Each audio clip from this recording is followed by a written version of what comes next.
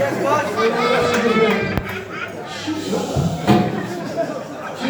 to start off with, this, honestly, is completely different. I've just been to one or two tables. I couldn't do all the tables because of things. Honestly now, completely different.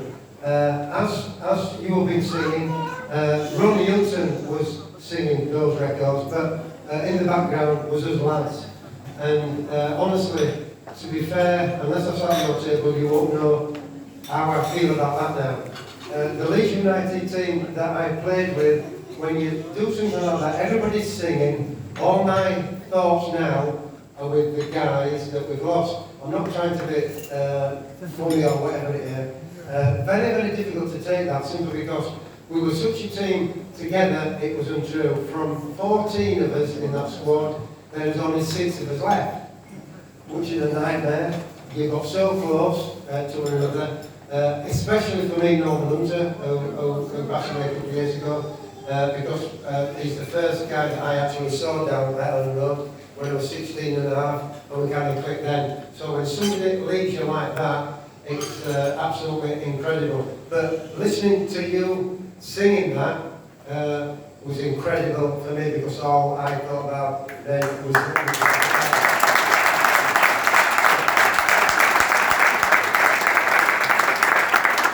also, the tables that I have sat, they've been really good. There's been a competition, and I couldn't pick from that table because everyone was the best table I've sat with. But I'm really saying it has been different. It's been completely different.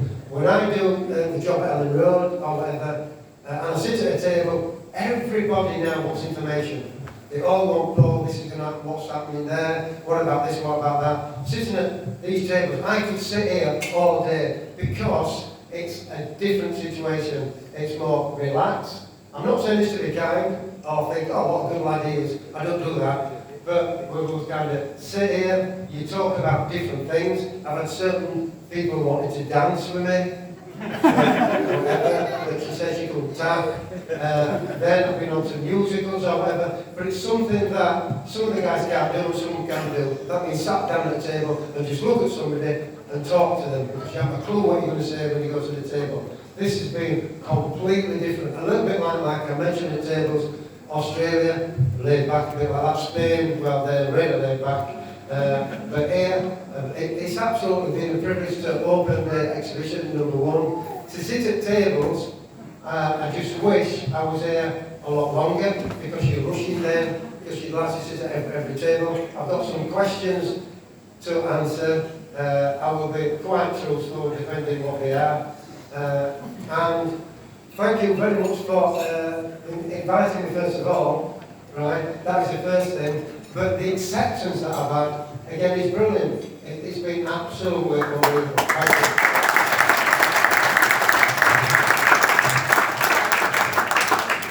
Thank you, Mr. Reed. We're going to start with a couple of questions, and we take some questions from the floor. I wanted to be concise as can be, so that we don't take very long. Well, you played more than 700 matches with Leeds United. What does this mean for you? It means I played more than 700 matches, yeah. I've played a total of 750 games for Leeds. There's only Jack Charlton that I played, and Billy Brown that I played more. Jack Charlton played 777, Billy was one under that, and then I came at 650. The thing about that is, if I hadn't got the injury that I got, which is a broken leg, I might be up there, but the one after that, total, I played 900 league games, because I went to Bradford and then I went out to Australia. But being a professional football player was absolutely incredible, from what happens to you, you know, and if you button down, and if you do as you're told, and if you listen, that's what I talk to kids about anyway. Just listen to everything that coaches are saying to you. Listen to your dads and your mums to a certain extent, but then you've got to go out and do it, because it's so close. I hate it when I go to Leeds and I see nearly 17-year-olds, and they know that they're going to that office, and about, I don't know, from a group of 20, two's going to come and say, I've been selected. The others are going to say, I'm sorry, really sorry. You were good, son, but, and it's a downer at 17 after you put in all that thinking about all these footballers that's kind of done it or where they've gone. Do you know what? I know by the way, I'm going to talk too much, but you stop it. My first money that I got, not from Leeds, leaving school, I will never forget it, because that's what I'm like. I left school at 15, that's when you could leave early, that was my day, and I went down to work at a place called Lafayette as a motor mechanic, and I went there to learn. My first week's wage was £1.09. That was then. I will never ever forget that, simply because then I went to Leeds United on the ground staff at 16, and then I went to £20. I'm thinking, Jesus, this is absolutely incredible. And then signed on when I was 17, and I got 100 quid. This is 61, 62, this, you know. And I will never forget it, because then the first thing I did was try to tell kids anyway. And I go mad with kids. I said, kids, if you earn 50 grand a week, 100 grand a week, if you earn that, what would you do when you build up? Oh, I'd buy a car. Wrong, so what else would you do? Oh, I'd do this. Wrong, what would you do? Oh, I'd buy a house. Great. Move on. Well, for me, wrong, son. So, what would you do? So, I buy a house from the mum and dad. Great. Why? Because they brought you up, and without them, then you look after yourself. So it's getting into that frame of mind, and that's what I did. Looked after my family, because they looked after me to get there. Might not have met it, but I did, so thanks mum and dad, you kind of settled for that. And it was brilliant. So playing all them games, great. I will never forget where I come from to perhaps where I am now. You mentioned where you come from. You were born in London, right? And you went up to Yorkshire. You consider yourself a Yorkshireman or a Londoner? That's a crap question. So, I haven't done a book yet, that's another thing. I haven't done a book for, I'm a quite private guy here, so I was a war baby 44. Mother got caught down in London, but I was back in Yorkshire 2 weeks old, so I would say I'm a Yorkshireman, alright, born Fulham, but just born Fulham, and then back here. But it's amazing where you kind of come from, and I know what you're saying. The book situation, wow. I could do 2 books. I could do 1 book, everybody in this room would buy it. I could do another book, and maybe everybody in this room would buy it, right? From what I know about certain people, what certain people have done, you're going to say, what? Are you joking? Whatever. How can I say this? Very, very quickly. I'm with the England guys, and we're in Hungary, and we play the game. And we go to a bar. Alf Ramsey is there as well, he's our manager, and the bar goes round. So all players are sat on buffets going around the bar. So I won't tell you the England player, but so one England player gets up, and there's another England player at the side there. But a young lady comes and sits on that seat there next to this guy, starts talking to him. Maybe about 20 minutes talking to him. All of a sudden, she goes, excuse me, as though she hadn't heard what he said. As soon as she gets that far away, there is flash photography from behind the bar. So the guy comes out, and the girl looks at this player. This is a long, long time ago. I said, it's going to cost you £2 grand. He went, what? It's going to cost you £2 grand. Have a look at the picture. And the picture, there is nobody else, all of us are not there, sat round that bar, apart from this girl, almost down his ear, etc. And he paid the £2 grand. But Alf was there as well, because they just said, well, what do your family think about that? Being on your own on a situation like that.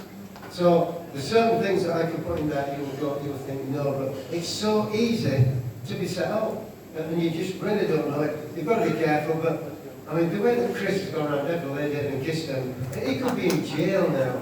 So all I'm saying is, sorry Chris, but very, very careful. But you brought up, and this is a manager called Don Revy, and he taught us kids what's going to happen to us, what would happen to us if you make it as a professional football player. You're going to earn a lot of money, but you're not going to earn a lot of money for the rest of your life unless things worked out for you. So you've got to be careful. So then he got people in to look after your money. Then he started off a player's fund, as it were. So that means that you could put 2/3 of your wage away, not get taxed on it. So when you come to a particular age, you can get the money. So it's a pension scheme like that. For footballers, this is Don Revy. He knows looking after us, looking after our family. Nobody will ever down Don Revy to me, because he was an unbelievable manager, but he looks after everybody. I know I've gone off the board because he says Fulham, that's always mentioned, and I've gone up to Don Revy now, unbelievable manager. Yeah. Mentioning Don Revy, what was the secret that team, that success, that team, the 60s and 70s era?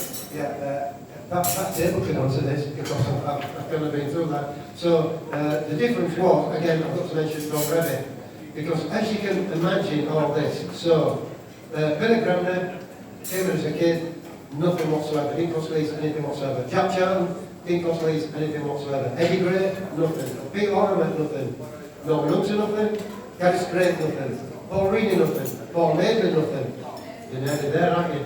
So then you've got Alan Clark, started to look a bit, 165,000. Mick Jones, 100,000. Johnny Giles, 35,000 from Manchester. Don Revy made Leeds United. We are kids that knew what we could do and what we couldn't do. He knew who we could have a go at, and it was got to be nice. So, he knew our families. He knew all his wives, he knew his kids. He had to, because we were together so long, and sometimes we used to be away for a month without going back to his families. Simply because these days, these top guys say, oh, can't play 2 games a week. Yeah, I've got to have a rest or whatever. We were playing 3 or 4 games a week. It was incredible. But that was in Europe. So we had a game at home, then straight away, got on a plane, went somewhere else. Then we went back, and then we went to an hotel for another game at least. Then off we go again for another one. Sometimes it's a month, so he used to bring his wives and his kids to say hello after a month. It was incredible, and that's what we get used to. You're there to do a thing, you're there to win. We then talk about our crowd, Leeds United to a certain extent.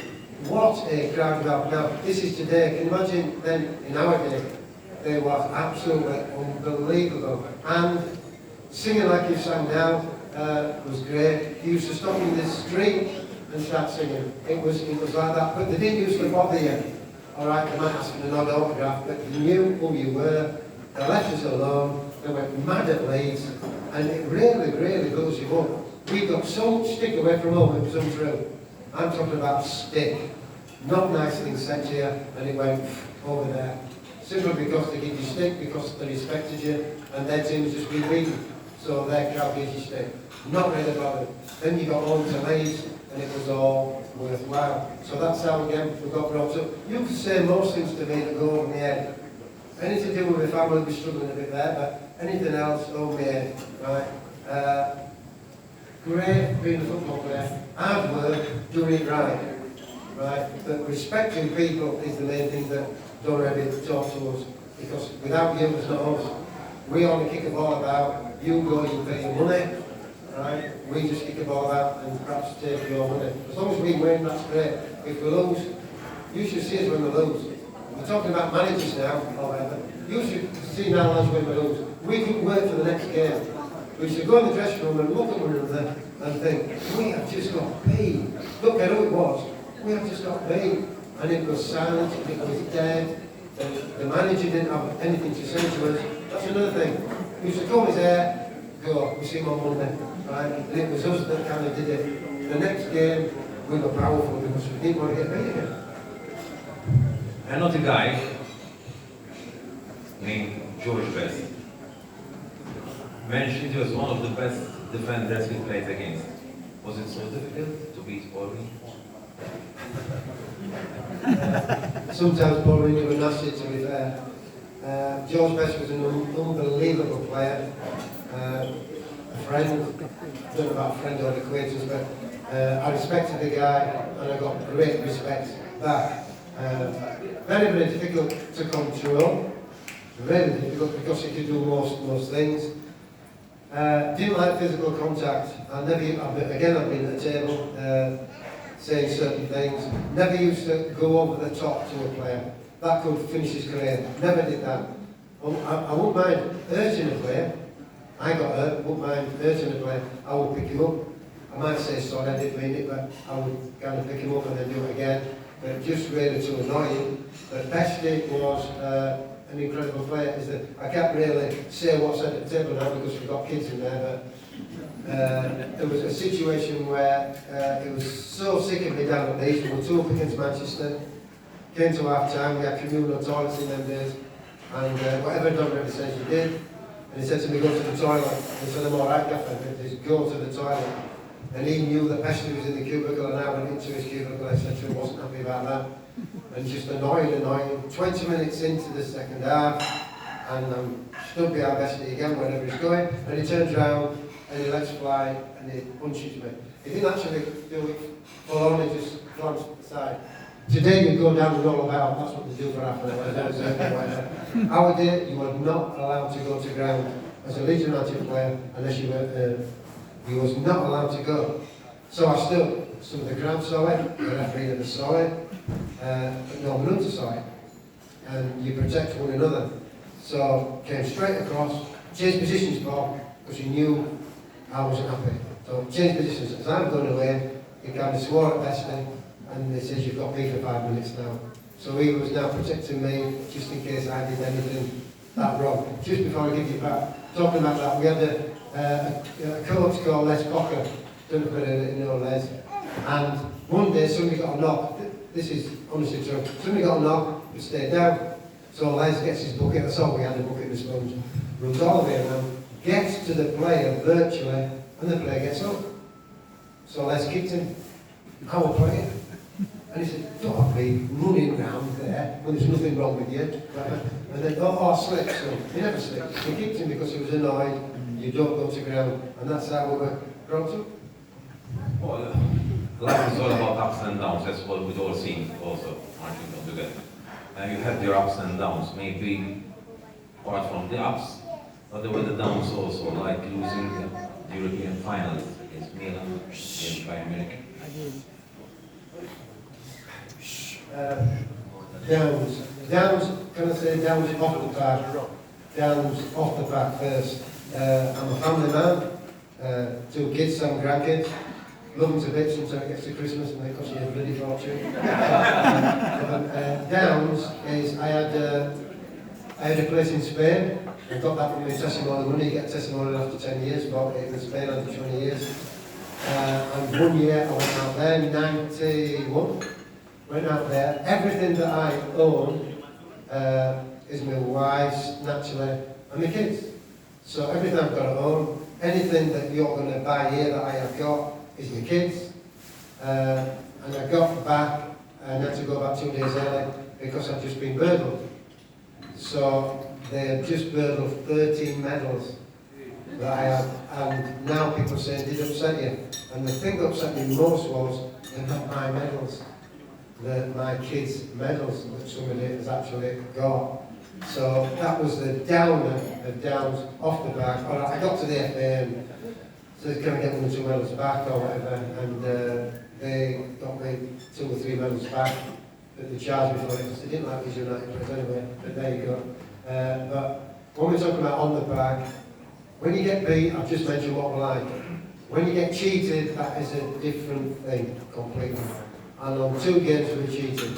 That has nothing to do with Sunderland beating Leeds United in 73. That was us. That was us. And we lost that in the semi-final. We beat Arsenal, that's the only team we could beat at Wembley, in the League Cup and the FA Cup in 72.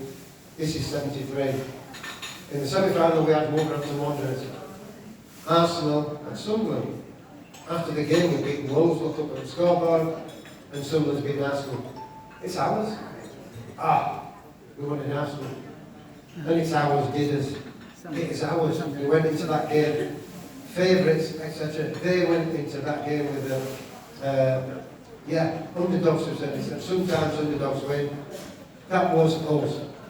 The European Cup final was not us. The Cup Winners' Cup final was not us. I mentioned at one table. Imagine this, I was captain on that night against AC Milan. We had a ton of aeroplanes.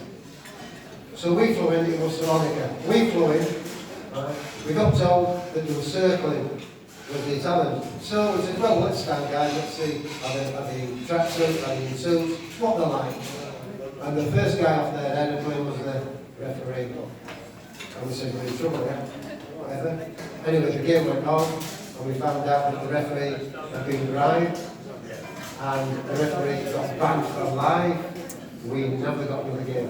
So I would call that cheating. The Bayern Munich situation, the referee didn't do so well again, but Beckenbauer in the first half brought Alan Clark down. He gave a corner for some reason, I don't know who he's looking at. About a year ago, Beckenbauer met Alan Clark and said, really sorry I got away with that. Should have been a penalty. The goal that was scored, that was down to a linesman because the goal went up the volley that Peter Lauren got. So we got cheated in that one. So the two major games we got cheated in. If you get beat, it's our fault. Hey, hold your hand up. But not things like that. So on the park, off the park, definitely losing the kids' men. About your England career now, you played 3 times for England. The last match incidentally was against Malta. You even broke barriers. You were the first mixed race president playing for England. At that time it was difficult. Now it's a different story. Big mixed race. Where they got that from, I don't know. I like the sun, you know. It's great. I need a lot of toast, and that helps as well. That got brought in. If I ever did a book, that would be in. That's the privacy that comes into it, because they all mention that for the phone situation and etc. Do I tell the truth, or just do I keep it? I don't know that. The England situation, disappointing bits about that. Not actually being kept for, I don't know, 5 or 6 years of not playing, because they had a hell of a side then. That's the 66 World Cup side. George Cohen was the right back then, so I was compared with George to a certain extent. He had so much ability, it was untrue. So if I can do it this way, at 66, what happens is you get selected in a group of 40 players, then it goes down to 28 players, then it goes down to 22 players, then 22 represent the country. I was in the 40 in 66, not in the 28. In the 28, somebody else coming in to play called George, I won't mention his name, Jimmy Anthony, why not? So he was in the 28, but he didn't play. My time was 70, right? Because I'd also got into the England side anyway. So the 40, the 28 comes, the 22 comes, and I'm still in that. Then Alf Ramsey gets in touch, because he used to do that. Says, Paul, you will be starting off in Mexico. We're going for it again. We had a strong squad. So now I'm building up for that. A month away. And we have Celtic in the European Cup semi-final at Leeds in the first leg. The next day we had to go down to West Ham. This is what I'm talking about players here. The next day to play a league game, because we were falling back in his league games because we had so many cup games to play. And I got my leg broke in that. Bang. So all that preparation to play for England, etc., just went up in smoke. But that affected my gaffer as well, because I was one of his equals and one of his lads, whatever. And he came to hospital with me, and he never left me until I got put out. And he come back, and we were in the Royal Gardens then, and the guys, I was in hospital now, the guys couldn't find the gaffer already. And in the end they found him, and he was in his room, and he was roaring his eyes out, because he said one of our lads has got his leg broke, etc. So that's the commitment that we have between us. But that was my England situation. I came to Malta as preparation to get fit again. Brought weights from him. Alan Clark and his family came with us, so that was okay. And then I actually played against Malta after I recovered from a broken leg. That was my last game, because then after that I was supposed to play another game for England, and I got injury. I got an ankle injury. I missed out on that. And if you miss so many months, then other players are standing by, and that was it for me. So one thing I never played against Pele, because we got Brazil in the group, and the other thing is not actually playing in the World Cup game. Now we talk a lot about the past. Fast forward to today. Let's say to yesterday. the present situation of Leeds United. Now, after 16 years and lower divisions, now back to the Premier League. Bielsa effect, now there's Jesse Marsh. Leeds are a bit struggling at the moment, but yesterday there was a ray of hope. Actually, I went for a win, guys, didn't I? I went for a win, simply because I can still remember Man City a couple of years ago, going down to 10 men and beating Man City. Went to a win for a point. I did say to you how they must be feeling after their last defeat, Leeds, and then having Liverpool. Liverpool have not taken any trees up this year, and there was always a chance. There's always a chance the way that if we could do certain things. There was a surprise at home because I still work at Allen Road, as I just mentioned, and the guys were testing me saying, "Oh, this could be 3-0 the way we're going. This could be 2-0 down. It could be anything else." And I said, "We've got a chance here. We've got a chance simply because of what has happened. Football is so fickle. It's so you just don't know what's going to happen, and it happened for us." I won't talk about managers because they're different, they do different things, and I'll only talk about one manager. Won't talk about Excelsior, a lot of people have got things there. Won't talk about this manager we've got now, a lot of things have been said about there. A lot of things have been said about if a manager gives you a certain thing to do, and you don't do that, do you blame the manager, or do you blame the players for not doing what the manager's told you to do? Or if he gives you the bad things to do and you do that, is it the manager's fault because you followed his instruction? Again, I can't go off my day. We have such good players. Don Revy, you would never see him virtually get off his seat and start running down if we scored a goal on his knees or whatever. He wasn't that. If we scored a goal, we were supposed to score a goal. It was like that with the gaffer. He would sit down. Anything happened down there,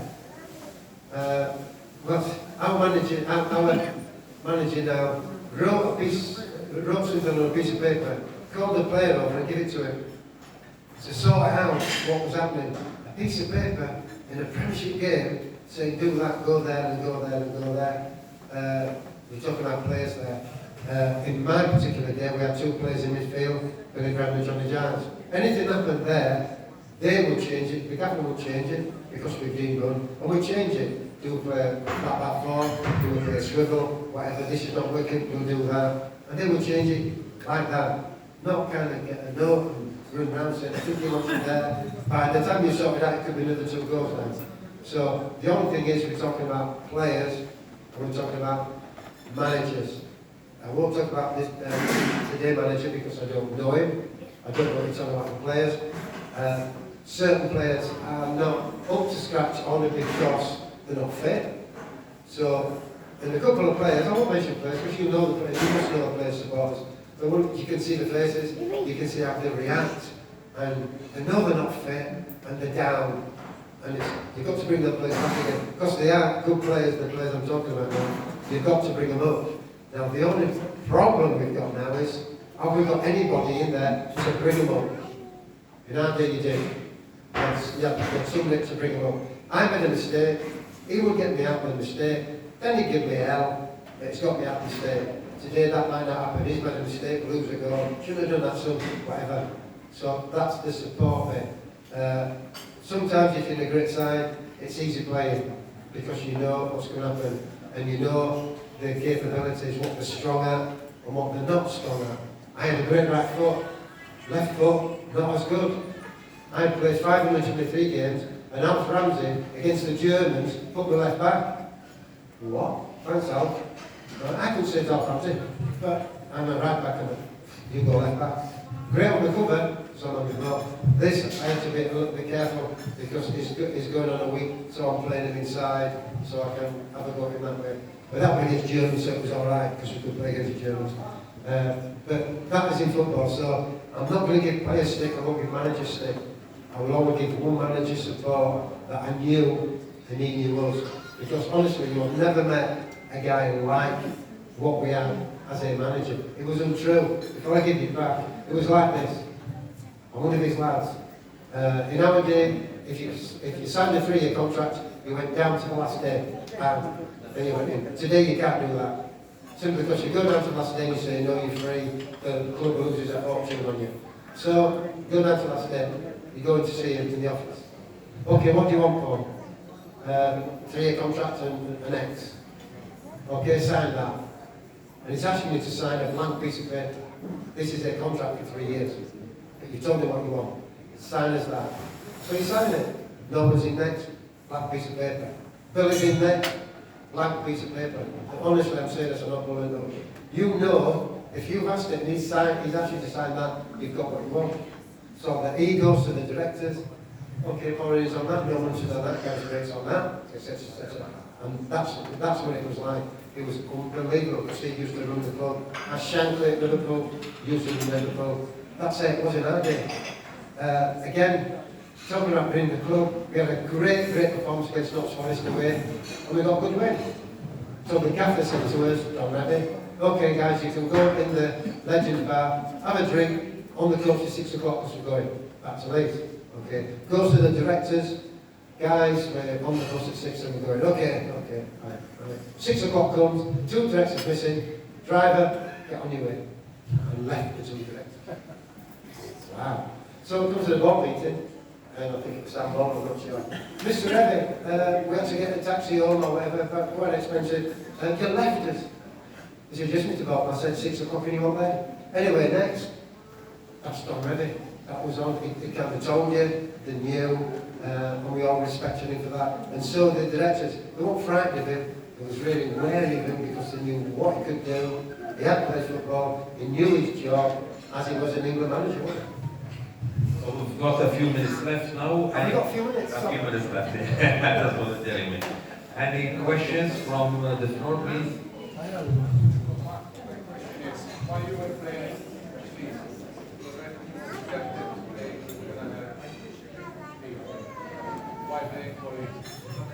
Thanks for that. I've been with you now for 3 nights. Right, so this is the situation. We have 13 internationals at Leeds United, 14 internationals at Leeds United, Scottish, Welsh, Irish, whatever. And I've told you I got a broken leg. We had a player at Leeds United that was absolutely incredible. And they called him Paul Madeley. And Paul Madeley could play in any position apart from goalkeeper. And I'm telling you, he was tremendous. The way that he run, he used to call it the Rolls Royce. No effort whatsoever. That was it. So Paul got right back. So I'm coming back now, right, after a lengthy stay, 6 months, whatever it is. And I couldn't get back in the side. So I'm thinking, well, what's happening here after 13 years? What's happening? Well, you might have to play, this is my gaffer now, probably, you might have to play in the reserves. If say, gaffer, I'm not playing in the reserves. Love you to bits, I can't do that after all that time. So a team in red came in for me, called Manchester United. Giggsy was still playing for Manchester United then, so this manager then thought I would say yes to play with Giggsy rather than do what I did against Giggsy. So the gaffer was reluctant, but he said, if that's what you're saying to me, he says, gaffer, I can't play in the reserve, send off. So I went on the transfer list, going to Manchester United, came off the transfer list after 24 hours because Don Reaney then said no to Manchester United and put me back in the side. What would have happened if he hadn't put me in the side? Who knows? Manchester United, you know, people sometimes go, boom, for that. We had some great players come from Manchester. I mentioned Charles, eh? Who else was it? Gordon Strachan. Who else went there? Gordon McQueen, Jimmy Greenough, Jordan. So we did change over, but everybody goes, oh, Manchester, oh, Leeds, oh, whatever. Cantona. Rio Ferdinand. What a player that was. Rio. Yeah. Rio Ferdinand. Rio, he was Cantona. So there's so many. So that's what nearly happened. Didn't want to, because when I actually left Leeds to go to Bradford, that was my time to leave. Because the gaffer had gone in 72. Clough had lasted 44 days. Jimmy Anfield, that was manager, was leaving. This is 78. Alan Clark leaving. Norman had left already. Big Jack had left earlier, so the team had kind of gone. So I went to Bradford. Alan went to Barnsley. After that, I went to Australia and finished out there. So just for playing football, you travel. Let me tell you, if I'd have been in my mind, manager material, didn't fancy it. If I had been, I'd have emigrated to Australia because the kids loved it, the team was okay, but I wanted because it was really good. Any more questions, please? Thanks for that. Hi, Paul. We all know about Brian Clough. He was a very good manager. We all know that he was very jealous for Leeds United team at the time, with the things he used to say about Don Revie, with the things he used to say about you lot players. But when he came to Leeds United, all right, obviously it was his wish to come over there. You played 6 games under Brian Clough. In those 6 games, you only won once. Did you do, as a bunch of players, that on purpose, not winning for him, for the board to get him off? And another question: do you think it was a good idea for the board to sack him after only 44 days? I've got another question. Brian Clough, yeah. Brian Clough, absolutely fantastic manager. When he left Leeds, he won the European Cup twice, whatever. But he had somebody else with him, Peter Taylor. Right. When he came to Leeds, He didn't. he came on his own. That is the first thing. He came on his own. Peter Taylor was so annoyed when it run through because they'd already done a deal with another club and he'd been paid for that deal. That's why Peter Taylor didn't come with him. So he comes to Leeds. He didn't like Leeds. He didn't like the players. He didn't like really what we stood for. So why he came to Leeds, the question is, I have not got a clue why he came to Leeds, apart from we were champions when he came. Don Revie as champions. So he started off here 3 days later. He come in and then we had a meeting. The meeting went as follows, and it wasn't a long meeting. Guys, you've won certain things, however. All those medals that you won, 9 out of 10 you cheated on them, so throw them in the bin and let's start again. And we thought, he's joking here, so something else is going to come. I mentioned a player called Paul Madeley. Paul Madeley never said boo to anybody. Paul stood up and says, don't like you, don't know why you're here, go. And we looked at Paul and thought, wow. And from that moment in time, it went, you said to me, Paul Reaney, did you play? I played for Leeds United. I didn't include Brian Clough at Leeds United, so I played for Leeds United. 3 players didn't, because 3 players couldn't, because of what had happened between Clough and these 3 players. He brought Duncan McKenzie, people will know about Duncan McKenzie. He brought Duncan McKenzie initially to spy on what we said as a group of players, to go back to tell him, right? So 1 or 2 of these players, if he's done that, that is it. So to answer you, Paul Reaney played for Leeds United, along with perhaps another 3 players. Didn't want to play for Brian Clough, put it that way, right? The certain things that he was doing was not a Brian Clough situation. He brought McGovern, he brought O'Hare, nowhere near what we thought we had. It brought them because of from where it kind of come from. So we honestly just didn't get on. We didn't get on to the fact that we're going to end on the coach and Cloughie go sit next to Billy Brendan. As soon as he sat down, Billy got up and went somewhere else. So he was there, so don't know why. If Peter Taylor had come, perhaps it might have been a chance. Because we might have had the good cop, bad cop situation, right, which we had when other managers come, you know. But not for Leeds. Like I say, he left us, goes to the European Cup twice. So as a manager, fantastic, but not for Leeds. Any more questions? Maybe take the last question, because time is running out. Where in Australia did you actually play? Where did what? Where in Australia did you actually play? Yeah, went to Australia and I went to a place called Newcastle, which was New South Wales. And at that time, people saying, why did you go to Australia? This must have been an holiday. out there, Australian. Let me tell you, I wasn't brought up that way. I went to Bradford City, wasn't brought up that way. Go to Australia, and there were 16 teams in that particular league. And the first year, we came sixth in the league. They'd never been anywhere near that. So I was kind of, let's say, teaching to a certain extent these Australians, right? Because they were semi-professionals. I was the only one that had a full job anyway, which was coaching as well as kind of playing. So we had a couple of games in Sydney. We went up to Brisbane, we went down to Adelaide, went down to Melbourne or whatever. So it was we didn't go to Perth because that was too far away. Whereas we had an incredible time. My two kids, Paul and Neil, 10 and 12 they were then. Honestly, unbelievable for the kids. The schooling situation was good for them. It took them 6 months because we promised. It took them 6 months. They got into the schooling. They enjoyed it. They go to school, they come home, they go to the beach. It was an incredible situation. Playing football in Australia is a bit different because it's very warm, very cold. Going to Brisbane was the hottest I've ever played, and we used to throw ice cubes on us so we could get a little bit of moisture in it. Really difficult. Great place, hell of a place. You could book a barbecue in 3 months' time in the open sunshine. You can't in England.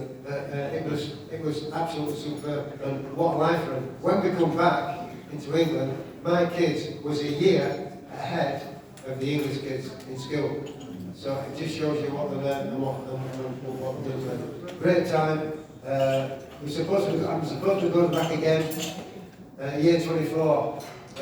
Got asked to go back and do certain things. The only problem now, I'm not as young as I was then. It's a bloody long way. It's a hell of a flight, which you might have to change at Sydney or whatever. So whether I'm up to that, I'm only 94 now, so whether I'm up to that, I don't know. So I'll be 97 then, won't I? I can talk all day. I'm really sorry. That's why I did say to you right at the beginning, honestly, when you get a group of people and you think, yeah, and I'm looking at that table, and all she's doing is, alright, I don't know your name, and your eyes are just going, and you just swallowed me in, haven't you? Anyway, it's a bit like that, but when you get a group of people like that, and you can talk and talk, I can take 1,000 questions, honestly, I get into trouble.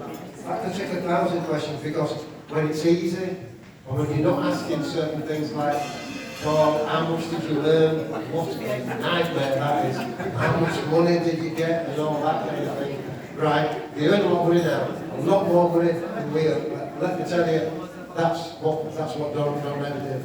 So, this moment in time, if I did, I'm going to say kicking in the butt, if I didn't talk again, I would be alright. Only because of that fella. Only because he told us really what to do. So I know that if I pass tomorrow, wife and kids, not a problem whatsoever. Not a problem. And that's why I feel happy about going wherever. Because it's been good, met some great friends. I wouldn't have been here if I didn't like the people that asked me.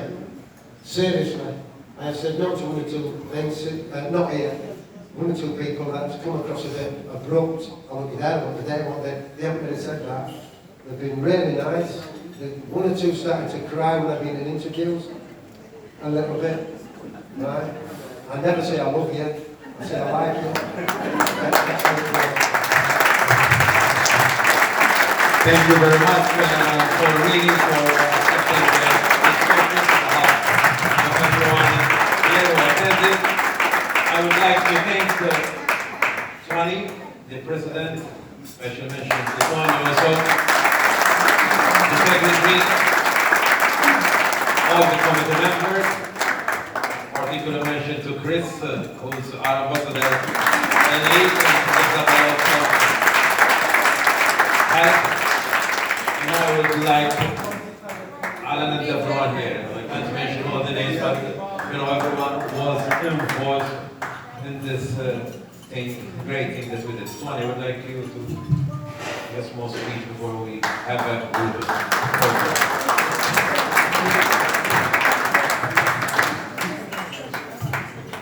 The committee prepared all these papers, all this speech. But I want to say only these words. Thanks to all our sponsors. I would like to thank our committee for their commitment and energy, and also our members of this club for their continuous support. Last but not least, a big thank you for Chantal Saliba, daughter of Ray Saliba, for setting up our official website. Thanks to Mr. Paul Reaney, it was really magnificent, and thank you for this time and everything. Thank you very much. Also, I'll be coming back. Also, I'll be coming back in a month's time because he's asked me to go to his house and he's going to look after me free of charge for a month.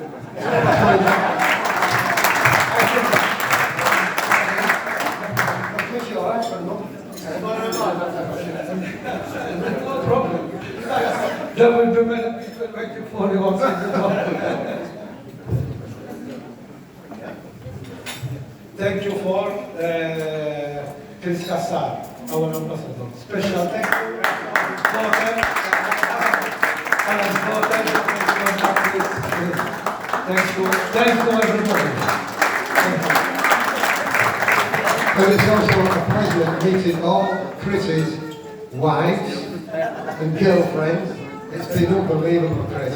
You have kissed so many people, I just don't know how you do it then. Will you please teach me?